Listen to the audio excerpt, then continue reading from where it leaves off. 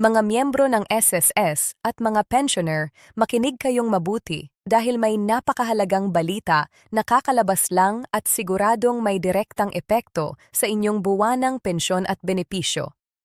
Sa gitna ng patuloy na pagtaas ng presyo ng bilihin, kuryente, gamot at pang-araw-araw na gastusin, maraming senior ang nagtatanong kung may aasahan bang dagdag na tulong o pagbabago mula sa SSS.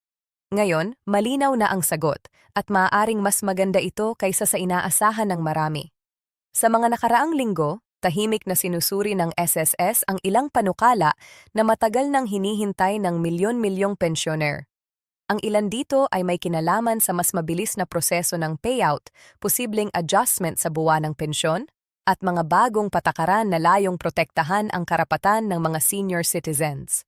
Para sa mga umaasa lamang sa pensyon bilang pangunahing pinagkukunan ng kita, ang update na ito ay maaaring maging malaking ginhawa sa bulsa at sa pang-araw-araw na pamumuhay. Ngunit mag-ingat, hindi lahat ay automatikong makikinabang.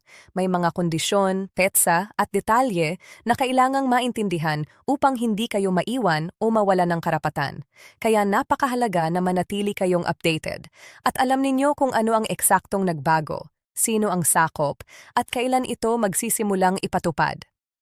Kung ikaw ay isang SSS member, kasalukuyang pensioner, o may magulang na umaasa sa SSS, ang impormasyong ito ay para sa iyo. Panoorin hanggang dulo para hindi kayo magkamali at masigurong makukuha ninyo ang benepisyong nararapat sa inyo. At bago tayo magpatuloy, huwag kalimutang pindutin ang like button para mas maraming senior ang maabot ng mahalagang update na ito at manatiling informed tulad mo. Ngayong malinaw na may malaking update na kakalabas lang mula sa SSS, mahalagang pag-usapan natin ito ng mas malalim at mas malinaw, lalo na para sa mga senior citizens at pensioners na umaasa buwan-buwan sa kanilang pensyon. Hindi ito simpleng balita lang na maaring baliwalain. Ito ay isang update na may potensyal na makaapekto sa paraan ng pagtanggap ninyo ng pera, sa halaga ng natatanggap ninyo, at sa mga hakbang na kailangan ninyong gawin upang masigurong tuloy-tuloy at walang aberya ang inyong benepisyo. Maraming pensioner ang nagugulat kapag biglang may delay, pagbabago o dokumentong hinihingi, kaya ang layunin ng video na ito ay ipaliwanag ang lahat sa malinaw, direkta at madaling maintindihang paraan. Sa loob ng mahabang panahon, ang SSS ay patuloy na humaharap sa hamon ng pagbalanse sa pondo nito at sa pangangailangan ng dumaraming bilang ng pensioners. Habang tumatagal, mas maraming Pilipino ang umaabot sa edad ng pagreretiro at kasabay nito ay mas tumataas ang pangangailangan para sa mas maayos, mas mabilis at mas makatarungang sistema ng pagbabayad ng pensyon. Kaya nitong mga nakaraang buwan, tahimik ngunit seryosong pinag-aralan ng SSS ang ilang pagbabago na ngayon ay unti-unti nang inilalabas sa publiko. Ang update na ito ay hindi lang para sa iilang miyembro, kundi para sa malaking bahagi ng komunidad ng SSS pensioners. Isa sa mga unang napapansin ng maraming senior ay ang usapin ng buwanang halaga ng pensyon. Marami ang nagtatanong kung may dagdag ba, kung may adjustment, o kung may pagbabago sa paraan ng pagkalkula. Mahalaga ring linawin na hindi lahat ng pagbabago ay agad na makikita sa unang payout. May mga update na ipinatutupad ng paunti-unti, at may mga kinakailangang proseso bago ito ganap na maramdaman ng lahat. Kaya kung may naririnig kayong balita mula sa kapitbahay o kamag-anak na tila may natanggap silang kakaiba o mas mataas na halaga, hindi ibig sabihin na pareho na agad ang mangyayari sa lahat. Dito pumapasok ang kahalagahan ng tamang impormasyon. Maraming maling balita ang kumakalat sa social media, lalo na tungkol sa diumano'y instant increase o biglaang bonus para sa lahat ng pensioners. Ang totoo, ang SSS ay may malinaw na guidelines at ang bawat benepisyo ay may katumbas na kondisyon. Ang update na ito ay mas nakatuon sa pag-aayos ng sistema, pagpapabilis ng proseso at pagtiyak na ang mga karapat-dapat ay tunay na nakakatanggap ng nararapat sa kanila. Para sa maraming senior, ito ay isang hakbang patungo sa mas maasahang pensyon sa mga susunod na buwan at taon. Kung ikaw ay matagal ng pensioner, maaaring napansin mo na mas nagiging istrikto ang SSS pagdating sa records at verification. Hindi ito para pahirapan kayo, kundi para protektahan ang pondo at maiwasan ang mga problema tulad ng double claims o maling pagbabayad.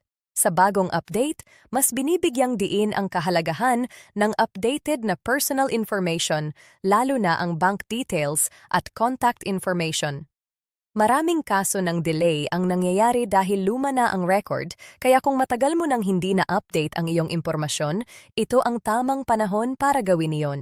Para naman sa mga bagong retiree o mga papasok pa lang sa pension system, ang update na ito ay nagbibigay ng mas malinaw na direksyon kung ano ang aasahan. Mula sa proseso ng aplikasyon hanggang sa unang payout, mas pinapadali na ngayon ang ilang hakbang, ngunit kailangan pa ring maging maingat at masinop sa pagsusumite ng mga dokumento. Ang kaunting pagkukulang sa simula ay maaaring magdulot ng buwan ng paghihintay. Kaya napakahalaga na alam ninyo ang tama at kumpletong proseso. Isa ring mahalagang aspeto ng update na ito ay ang mas malinaw na komunikasyon mula sa SSS. Maraming pensioner ang nagrereklamo noon na kulang ang abiso o bigla na lang may pagbabago. Ngayon, mas pinapalakas ang impormasyon sa pamamagitan ng opisyal na anunsyo, text alerts at online platforms.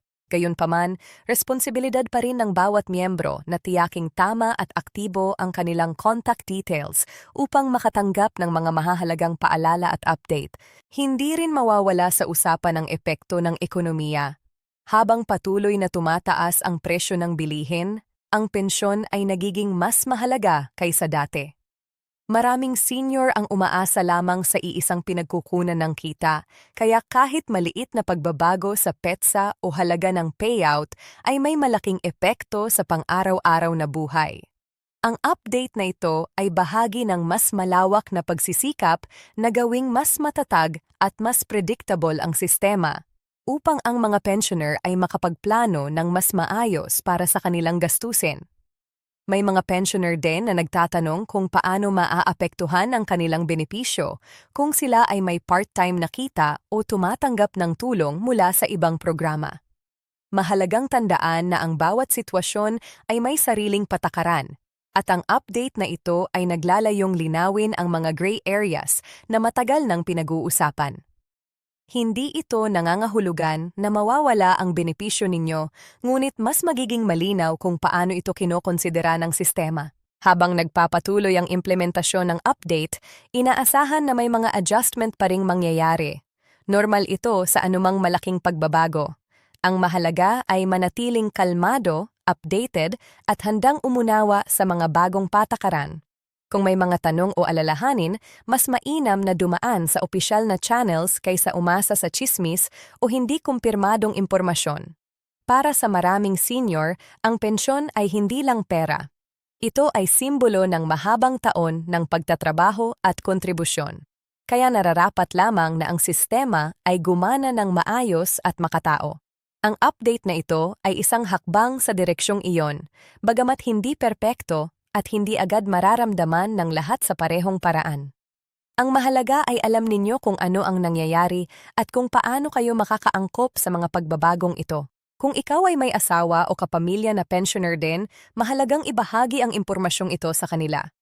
Maraming senior ang hindi aktibo sa online platforms at umaasa lamang sa balita mula sa ibang tao.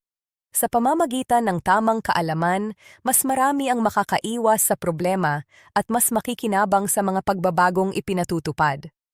Sa mga susunod na bahagi ng video na ito, patuloy nating tatalakayin ang mga detalye ng update, ang mga dapat bantayan, at ang mga praktikal na hakbang na maaari ninyong gawin ngayon upang masigurong hindi kayo maiiwan. Tandaan, ang kaalaman ay kapangyarihan, lalo na pagdating sa inyong pensyon at kinabukasan.